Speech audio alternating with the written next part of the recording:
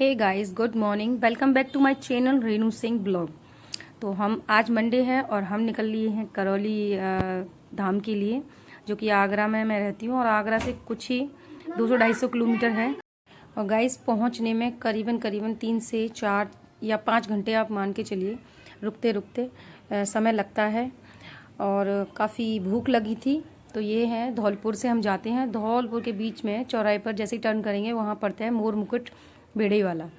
तो और बहुत ही टेस्टी हैं यहाँ की बेड़े। तो नाश्ता किया हमने सभी ने, 2-2 बेड़े ही खाई। और मैंने थोड़ा सा ढोकला भी वहाँ का चेक किया। ये देखिए आप, कचौड़ी, आलू की कचौड़ी भी आपको मिलेंगी और काफ़ी अच्छा देसी घी का सारा मतलब मिठाइयाँ हैं और सब कुछ आपको अवेलेबल होगा। बच्चों के लिए चिप्स हैं, चॉकलेट्स हैं, सब मिलेगा। और उस यहाँ से हम निकलते निकलते चल देते हैं। ये देखिए, मैं ढोकला भी खा रही हूँ, आप देख सकते हो, काफ़ी टेस्टी भी था। और उसके बाद हम पहुंच जाते हैं मंदिर। और मंदिर में वहाँ हम प्रसाद लेते हैं उतर के। तो भैया कह रहे हैं कि ऊपर चढ़वा देंगे, काफ़ी डिस्कस सा चल रहा था। तो लेकिन हमने थोड़ा सा ही प्रसाद लिया क्योंकि मंदिर में चढ़वाया तो जाता नहीं है, इसीलिए। दुकानें वहाँ की काफ़ी छोटी छोटी होती हैं और जहाँ हम गाड़ी खड़ी करते हैं, एक रूल है वहाँ का, तो उसी दुकान से हमको प्रसाद भी लेना होता है। तो हमने एक चुन्नी ली थी, थोड़ा सा प्रसाद लिया था, उसमें एक दीपक लिया था। तो सारा सब कुछ लेके और हम मंदिर की तरफ चल देते हैं। और दोनों लड़कियां बहुत थकी हुई थी। छोटी वाली कह रही थी आकृति की, मम्मा मुझे नहीं जाना है, लेकिन मैंने कि बेटा मंदिर है, दर्शन तो करने होंगे आपको, तो इसलिए हम चल देते हैं। और ये परात में हमने एक, वहाँ परात में ही प्रसाद को सजाया जाता है।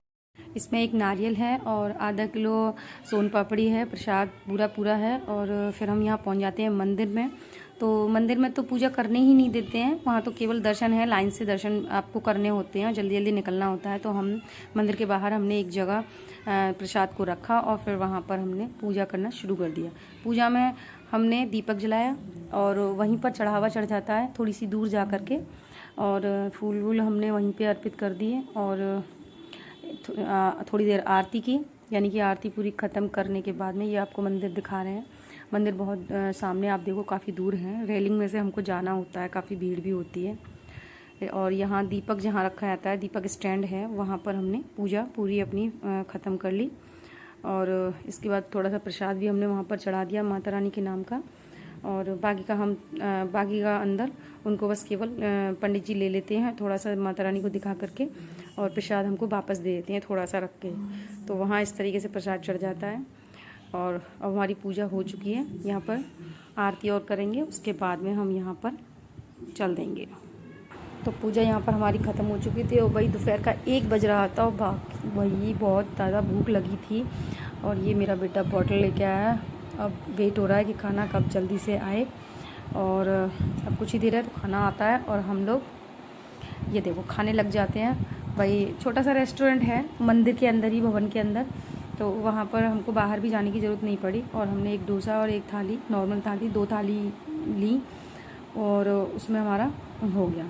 टेस्टी होता है वहाँ का, ऐसा नहीं है कि हमें बाहर खाने की ज़रूरत नहीं पड़ी, भवन के अंदर ही हमने थोड़ा थोड़ा अपना खाना खा लिया, क्योंकि भूख बहुत ज़ोरों की लगी थी। और बेटी भी कह रही थी कि भाई अब तो खाना खाना चाहिए, तो हमने सबने कहा चलो खाना खा लेते हैं।